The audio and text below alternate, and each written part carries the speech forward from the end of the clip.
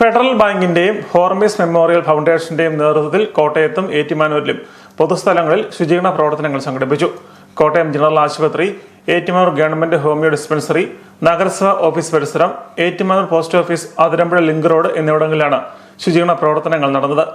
Ettumanoor homeo ഡിസ്പെൻസറിക്ക് സമീപം നഗരസഭാ chairperson lovely George ശുചീകരണ പ്രവർത്തനങ്ങൾ ഉദ്ഘാടനം നിർവഹിച്ചു. ഏറ്റുമാനൂർ നഗരസഭയിൽ നമ്മുടെ ഫെഡറൽ ബാങ്കിന്റെ CSR ഫണ്ട് വിനിയോഗിച്ചുകൊണ്ട് ഒരു മാതൃകാപരമായ ഒരു നല്ല പ്രവർത്തനത്തിന് നമ്മുടെ ഫെഡറൽ ബാങ്ക് മുതിർന്ന് മുന്നോട്ട് വന്നിരിക്കുകയാണ്. കാരണം നഗരസഭ മഴക്കാലപൂർവ്വ ശുചീകരണ പ്രവർത്തനങ്ങൾ നടത്തുന്നുണ്ടെങ്കിൽ തന്നെയും ഏതെങ്കിലും ഒരു ഭാഗം മോശമായിട്ട് കിടക്കുന്നുണ്ടെങ്കിൽ അതുങ്ങളെ ക്ലീൻ ചെയ്ത് മാതൃകാപരമായ അവരുടെ CSR ഫണ്ട് നല്ലൊരു കാര്യത്തിന് ഉപയോഗിക്കുക എന്നുള്ളൊരു ലക്ഷ്യത്തോടു കൂടി മുന്നോട്ട് വന്ന ബാങ്കിൻ്റെ എല്ലാ സ്റ്റാഫ് അംഗങ്ങൾക്കും, മാനേജർ, സോണൽ ഓഫീസർ അടക്കമുള്ള എല്ലാവർക്കും നഗരസഭയുടെ പേരിലുള്ള പ്രത്യേകമായ അഭിനന്ദനവും നന്ദിയും സമർപ്പിച്ചുകൊണ്ട് ആരോഗ്യ സ്ഥിര സമിതി അധ്യക്ഷ ബീന ഷാജി സന്നിഹിതയായിരുന്നു.